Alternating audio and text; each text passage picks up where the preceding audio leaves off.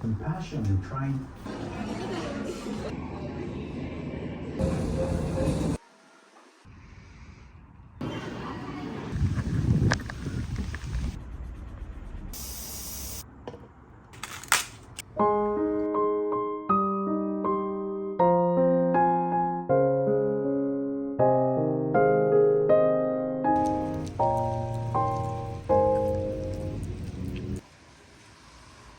Hello अस्सलाम वालेकुम everyone, क्या हाल चाल है आप सबके। Hope you guys are doing really well and welcome back to my channel. Happy Friday to all of you. May Allah fulfil all your dreams. आप लोगों की सारी जायज़ ख्वाहिशात पूरी हों, जिंदगी में बहुत सारा सुकून और बहुत सारी खुशियाँ हों, और जो वीकेंड आ रहा है वो बहुत हैपनिंग और मेमोरेबल हो। और क्योंकि फ्राइडे है सो इसलिए दिल की बात के साथ आप लोगों के सामने हाजिर हूँ। फर्स्ट ऑफ ऑल, हमेशा की तरह आप लोग इतना ज्यादा प्यार देते हैं दिल की बात सीरीज के लिए, उसके लिए थैंक यू सो मच। आप सबका प्यार मेरे लिए बहुत वैल्यूएबल है। ट्रस्ट मी, इतनी खुशी होती है ना आप लोगों की डीएम्स और कमेंट्स पढ़ के। अगर रिप्लाई ना भी कर पाऊँ तो सब रीड करती हूँ और सबके लिए बहुत दिल से थैंकफुल हूँ। और अगर आप लोग अपनी कोई दिल की बात, कोई वाकया, कोई एक्सपीरियंस शेयर करना चाहते हैं ऑडियंस के साथ, तो आप लोग इंस्टाग्राम के ऊपर मुझे डीएम कर सकते हैं। ऑब्वियसली आप लोग का नाम लिए बगैर आप लोगों की स्टोरी जरूर शेयर करूंगी। मेरा इंस्टाग्राम स्क्रीन के ऊपर आ रहा होगा। ऑल्सो प्लीज सब्सक्राइब कर दीजिए चैनल को, बहुत ज्यादा मोटिवेशन मिलती है। आज के टाइटल से तो आप लोगों को पता चल ही चुका होगा, मैं आप लोगों के साथ शेयर करने वाली हूँ अपनी स्ट्रेस एंजाइटी के बारे में। हाउ आई रियलाइज्ड कि I am going through something which is not really normal, and फिर उसको चैनल कैसे किया और कैसे उसको ओवरकम किया, क्या चीजें ऐसी मैंने की जिससे मुझे फायदा हुआ और मैं एक डार्क फेस में जाने से बच गई। बात आगे बढ़ाने से पहले जस्ट अ डिस्क्लेमर, मैं कोई प्रोफेशनल एक्सपर्ट नहीं हूँ, मैं कोई डॉक्टर साइकोलॉजिस्ट नहीं हूँ, nor I am a therapist. हर वो शख्स जो इस तरह की किसी भी फीलिंग से गुजर रहा है, डिप्रेशन को फेस कर रहा है, उसे डेफिनेटली मेडिकल हेल्प लेनी चाहिए। मैं सिर्फ आप लोगों से अपना एक्सपीरियंस शेयर कर रही हूँ और मुझे किस चीज ने बहुत ज्यादा फायदा दिया वो। दिल की बात के फर्स्ट एपिसोड में मैंने आप लोगों से शेयर किया था, नमाज तो मैं काफी अरसे से रेगुलरली पढ़ ही रही थी, फिर अचानक इस तरह से मॉर्निंग एंजाइटी होना, स्ट्रेस होना, बेतहाशा चिड़चिड़ाहट, रोना आना। मैं दुआ में बहुत रोती रहती थी और मुझे पता ही नहीं होता था मैंने अल्लाह ताला से मांगना क्या है। लंबे लंबे सजदे करती थी और आहिस्ता आहिस्ता मैंने बातें करना शुरू कर दी अल्लाह ताला से। पहले सिर्फ दुआ मांगा करती थी, अब मैंने कॉन्वर्सेशंस करना शुरू कर दी हैं। जस्ट लाइक आप अपनी किसी दोस्त से बात करते हैं, अपने किसी हमदर्द से बात करते हैं, उसको सामने सारी अपनी भड़ास निकाल देते हैं। तो मैंने वो किया और उससे मुझे बहुत हल्का महसूस होने लगा था। थोड़ा सा बैकग्राउंड बता देती हूँ। अक्टूबर ऑनवर्ड से मुझे शदीद मॉर्निंग एंजाइटी होने लगी थी। मैंने अपनी एक वीडियो में भी शेयर किया था आप लोगों के साथ। उसके बाद उसके बारे में कभी कोई मैंने बात नहीं की। सुबह उठते ही, आंख खुलते ही कुछ सोचूंगी बाद में, लेकिन दिल का जोर जोर से धड़कना पहले शुरू हो जाता था। ऐसा लगता था कुछ बुरा होने वाला है, कुछ गलत होने वाला है। अल्हम्दुलिल्लाह लाइफ में सब कुछ अच्छा ही था। ऑब्वियसली कुछ प्रॉब्लम्स तो सबकी लाइफ में ही होती हैं, किसी की भी लाइफ अल्लाह ताला ने परफेक्ट नहीं दी, चाहे दूर से हमें कितनी ही परफेक्ट क्यों ना लग रहा हो। बट ऐसी कोई परेशानी जिंदगी में नहीं थी जिसकी वजह से मुझे इस तरह का कुछ फील होता। पहले मुझे लगा कि शायद जो गजा में हो रहा है और जो वीडियोस हम उससे रिलेटेड देख रहे हैं शायद उसकी वजह से ऐसा हो रहा है। सो मैंने वो कंटेंट देखना भी बंद कर दिया। बट उसके बाद भी मेरी ये चीज बढ़ती पे बढ़ती चली जा रही थी। और कहते हैं ना कि जब आप नेगेटिव एनर्जी दो तो आपको नेगेटिविटी ही मिलती है। लाइफ में छोटा सा एक मसला क्रिएट हो गया और उसने ऐसी ट्रिगर करी मेरी एंजाइटी, मेरी स्ट्रेस, मेरी डिप्रेशन को कि मुझे समझ ही नहीं आता था कि क्या हो गया है। मैं यहाँ पे बिल्कुल अकेली, तन्हो तन्हा, और हस्बैंड ऑफिस भी संभाल रहे हैं, मुझे भी संभाल रहे हैं, लाइफ के मसलों को भी संभाल रहे हैं। उन बेचारों ने बहुत सपोर्ट किया बट मैं ठीक नहीं हो रही थी। And then I realise I need help. सबसे पहले तो अल्लाह से हेल्प मांगी, इबादत इंक्रीज कर दी, कुछ सूरतें पढ़ना शुरू कर दी, स्पेसिफिकली सूरह रहमान, सूरह बकरा सुनना शुरू कर दी, सूरह दोहा बहुत ज्यादा पढ़ना शुरू कर दी। सुबह शाम के अस्कार ने मुझे बहुत बहुत सुकून दिया। अगर आप लोग भी अंदर से अच्छा फील नहीं कर रहे हैं तो सुबह शाम के अस्कार पढ़ने लगे। जो कंटेंट कंज्यूम कर रही थी उस पर बहुत ज्यादा फोकस करना शुरू कर दिया। कोशिश करती थी नेगेटिव कमेंट्स, नेगेटिव वीडियोस ना देखूं, पॉजिटिव पॉडकास्ट, अच्छे इस्लामिक लेक्चर्स, ये सब कुछ सुनती थी। ये सब करने से टेम्परेरी सुकून तो मिल रहा था, लेकिन मैं सही नहीं हो पा रही थी, ठीक नहीं हो रही थी। और फिर उस वक्त मुझे अपनी फैमिली याद आई। जब आप दूर चले जाते हैं ना, तब आपको एहसास होता है आप कितना ही डिसएग्री करें, आपको कितने ही इख्तलाफात क्यों ना हो, लेकिन फैमिली इज फैमिली। अपने सगे तो छोड़ो, जो एक्सटेंडेड फैमिली होती है ना, वो भी याद आने लगती है। तो मेरे इस टाइम पे भी मैंने हेल्प ली अपनी फैमिली से। कुछ चीजें, कुछ बातें आपको अपनी फैमिली से शेयर कर लेनी चाहिए। पहले मैं कॉल्स करती थी, बाजी से, अम्मी से,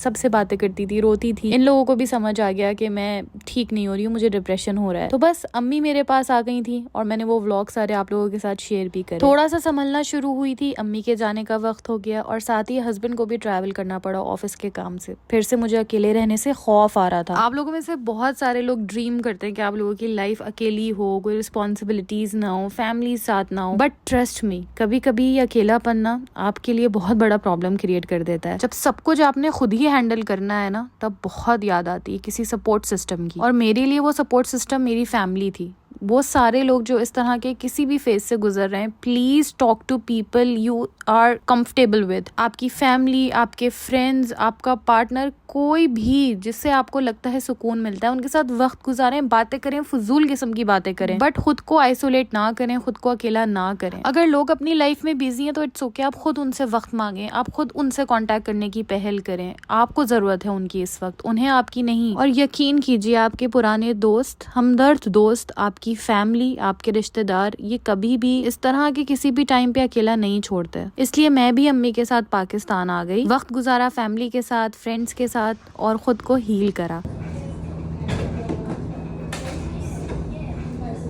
बाय द वे, मैं सिर्फ ये सारी प्रैक्टिसेस ही नहीं कर रही थी, साथ साथ मैंने जीपी से कांटेक्ट भी किया था। अपनी मॉर्निंग एंजाइटी, हार्ट पल्पिटेशन, बहुत नर्वस होना, बहुत ज्यादा स्वेटिंग होना, ये सारे प्रॉब्लम्स मैंने उनके साथ भी डिस्कस किए थे। किस लेवल की एंजाइटी मुझे हो रही है और क्या मैं डिप्रेशन में चली गई हूँ, ये सारी चीजें उनके साथ डिस्कस करने के बाद मुझे डिस्कवर हुआ ये सिर्फ एक मॉर्निंग एंजाइटी है जो स्ट्रेस और घबराहट की वजह से हो रही है। अल्लाह का शुक्र मैं डिप्रेशन की तरफ नहीं थी, बट अगर इसको क्योर ना किया जाता तो डेफिनेटली डिप्रेशन की तरफ ही जा रहा था। सो एक्सपर्ट्स के ओपिनियन के अकॉर्डिंगली मैंने वो सारी चेंजेस अपने लाइफस्टाइल में की है जो मुझे रिकमेंड किए गए, जिसमें physical activities, exercise, strength training सबसे ज्यादा रिकमेंडेड थी। और इस सब का ताल्लुक वेट लॉस से कहीं भी नहीं था। ये सिर्फ मुझे इसलिए रिकमेंड की गई थी ताकि मैं एक्सरसाइज करके अपने हैप्पी हार्मोन्स रिलीज करूं, जितनी भी टॉक्सिक मेरी बॉडी के अंदर है वो सारे बाहर आ जाए, मैं अच्छा फील करूं। शुरू में खुद को पुश करके जिम लेके जाना मेरे लिए बहुत मुश्किल था। क्या है ना, जब हम एंजाइटी या डिप्रेशन में होते हैं ना, तो हम अपना एक कंफर्ट जोन बना लेते हैं और बस हम उसी में रहते हैं। हमें लोगों से मिलना, घर से बाहर निकलना, वो जो लाइफ है ना जो हमें स्ट्रेस दे रही होती है, अनफॉर्चुनेटली वो ही लाइफ हमें अच्छी लगना शुरू हो जाती है। मतलब हम उसमें कंफर्टेबल हो जाते हैं और हमें उससे बाहर नहीं निकलना होता। आई रियली डोंट नो मैं ये फीलिंग आप लोगों के साथ कैसे शेयर करूं, बट आई गेस आप लोगों में से जो कोई भी एंजाइटी या डिप्रेशन से गुजरा होगा वो रिलेट कर सकता है। सो फिजिकल एक्टिविटी के साथ साथ मुझे रिकमेंड किया गया था मैं ब्रीथिंग एक्सरसाइजेस करूं, लेकिन नेचर में बैठकर।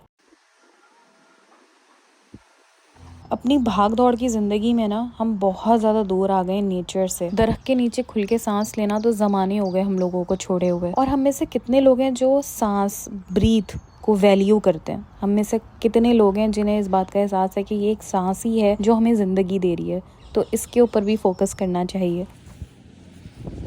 तो बस फिर मैंने भी नेचर के साथ वक्त गुजारना शुरू कर दिया। और इसके लिए कोई ज़रूरी नहीं है कि आप पैसा खर्च करके किसी रिजॉर्ट ही जाएं। घर के पास वाला पार्क भी ये काम कर सकता है आपके लिए। कुछ नहीं है तो घर की छत पे ही चले जाएं, खुले आसमान के नीचे सांस लें, उससे भी बहुत बेहतर फील होता है। पहले खुद को ज़बरदस्ती घास के ऊपर 5-10 मिनट के लिए बिठाती थी या वॉक करती थी। अब पता भी नहीं चलता, घंटों गुजर जाते हैं मुझे पार्क में। बहुत अच्छा लगता है। कभी लंबी लंबी वॉक करती हूँ, कभी बस ऐसी बेंच पे जाके बैठ के जिक्र करती रहती हूँ अल्लाह ताला का।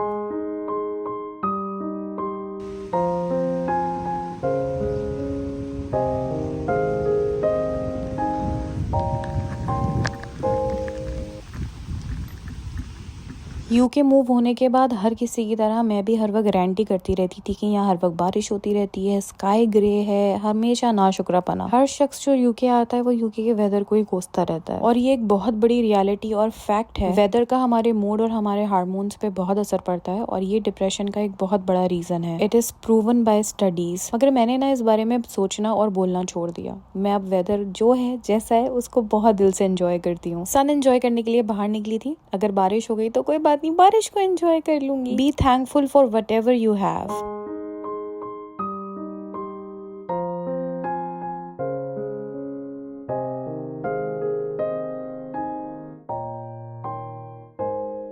एक और चीज जिसने मुझे बहुत ज्यादा हेल्प किया वो था होम मेकिंग। आई नो बहुत सारे लोगों के लिए ये रोज का काम है, घर के काम करना, घर को चलाना, ये कौन सी बड़ी बात है, बट मेरे लिए है। मैंने बहुत जल्दी एजुकेशन के बाद जॉब कर ली थी और जॉब के साथ साथ ही मास्टर्स किया, तो मैं सारा दिन बिजी रहती थी। 9 to 5 की फुल टाइम जॉब के बाद फिर इवनिंग में डेली क्लासेस लेना, 6 days a week में इतनी ही बिजी रहती थी। शादी के बाद जब यहाँ मूव हुई तो सबसे पहली बात मुझे यही पता थी कि मैंने अब करियर ब्रेक लेना है। It was very clear in my mind कि मैंने घर देखना है, घर चलाना है। शायद क्रेविंग थी इस चीज की, क्योंकि 4.5 साल प्रोफेशनल लाइफ गुजारने के बाद शायद मैं अंदर से क्रेव कर रही थी ये वाली लाइफ, या फिर शायद मुझे पता था कि मेरी लाइफ 180 डिग्री चेंज हो चुकी है। मुल्क चेंज हो गया, जगह चेंज हो गई, वेदर चेंज हो गया, लोग चेंज हो गए। अगर मैं फौरन ही लाइफ की हसल बसल में लग जाऊंगी, जॉब, घर, सब कुछ, तो मैं कहीं ना कहीं खो जाऊंगी। मेरी मेंटल हेल्थ बहुत डिस्टर्ब होगी। मुझे उस वक्त अपनी हेल्थ के लिए जरूरी लग रहा था एक ब्रेक लेना, और अब रियलाइज होता है कि मैंने बिल्कुल ठीक किया। घर पे रहते हुए एक आराम की जिंदगी गुजारते हुए, जहाँ मुझे जॉब का स्ट्रेस नहीं है,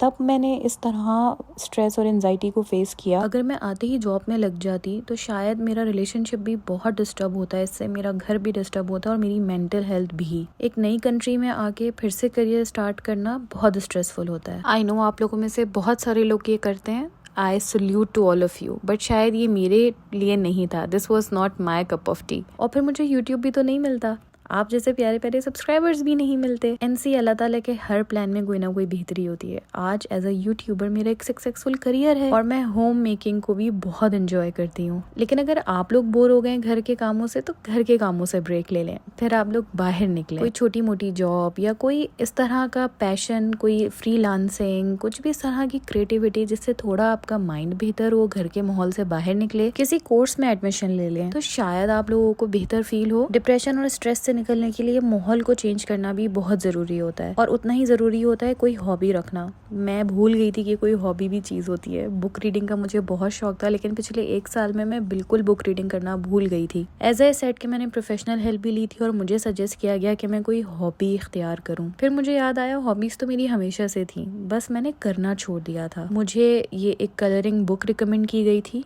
ये इलस्ट्रेशंस होती हैं, ये माइंड रिलैक्सिंग पैटर्न्स होते हैं, इनमें आप कलर करें तो आपका माइंड बहुत ज़्यादा रिलैक्स होता है, क्योंकि थोड़ी देर के लिए आप भूल जाते हैं अपने सारे मसले मसाइल और उस पैटर्न को फॉलो करना शुरू कर देते हैं। And I can not emphasise enough, ये इतना हेल्पफुल है ना। मैं जब ये कर रही होती हूँ मैं भूल जाती हूँ कि मेरी ज़िंदगी में क्या टेंशन्स हैं, क्या लाइफ में चल रहा है। मैं घंटों तक ये कर सकती हूँ। सो यस, मैंने कलरिंग स्टार्ट करी and this helps me a lot. और ये बहुत ही अफोर्डेबल एक हॉबी है, इसमें कोई इतना महंगा खर्चा कुछ भी नहीं है। एक कलरिंग बुक खरीदिए, कुछ कलर्स खरीदिए, मार्कर्स खरीदिए और बस शुरू हो जाइए। रही बात वक्त की, तो वक्त निकालना पड़ता है अपने लिए। आई नो ससुराल की जिम्मेदारियों, बच्चों के साथ, या अगर आपके अपनी कोई जॉब है, या अगर आप सिंगल भी हैं, तब भी वक्त मुश्किल होता है निकालना, पर निकालिए। अपनी मेंटल हेल्थ के लिए भी वक्त निकालिए, बहुत ज़रूरी है। मैंने निकालना छोड़ दिया था तो मुझे लक पता गया, जब सही से मुझे ये एंजाइटी के फेसेस आए ना, अकल ठिकाने आ गई। इसीलिए मैंने अपनी पुरानी हॉबी भी फिर से स्टार्ट करी, बुक रीडिंग।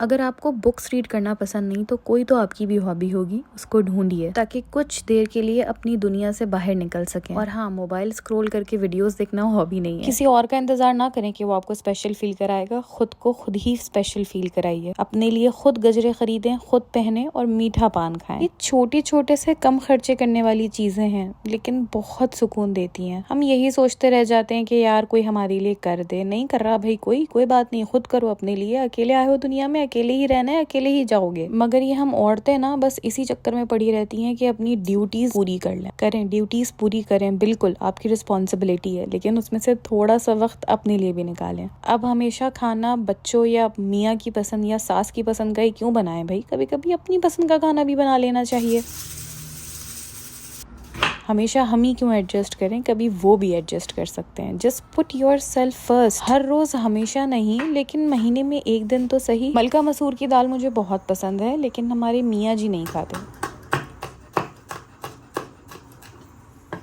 शादी के बाद बनाना ही छोड़ दी थी, लेकिन इस बार जो पाकिस्तान से वापस आई हूँ ना, तो बनाती हूँ, कम कम लेकिन बनाती हूँ। आज भी मैंने अपनी खुशी के लिए, खुद को अच्छा फील कराने के लिए मलका की दाल चावल और सिरके वाली प्याज बनाई। खा लेंगे मियाँ भी, जहर थोड़ी ना है। या फिर खुद कुछ बना लेंगे या बाहर से ले आएंगे। मेरा तो यही खाने का दिल चाह रहा है, तो मैं ये बनाऊंगी। खाना हमारे मूड को बनाता बिगाड़ता दोनों है, तो खाने को भी इम्पोर्टेंस दें। जो चीज़ें हमें अच्छी लगती हैं वो हम चाहते हैं सामने वाला हमारे लिए करे। हम एक्सपेक्टेशन सामने वाले से रखते हैं, और जब वो नहीं होता तो इसी प्रेशर कुकर की तरह प्रेशर हमारे दिमाग में बढ़ता रहता है, और फिर एक दिन वो सब फट जाता है और फिर हम कहलाते हैं बदतमीज। लेकिन बात यह है कि आप उस नौबत का इंतजार ही क्यों करते हैं यार? जो आपको अच्छा लग रहा है अपने लिए खुद ही कर लें। जिंदगी के बहुत सारे मसले मसाइल हमारे हाथ में है ही नहीं, हम उनका कुछ नहीं कर सकते, लेकिन जो छोटी छोटी चीजें हैं उन पे तो फोकस करें।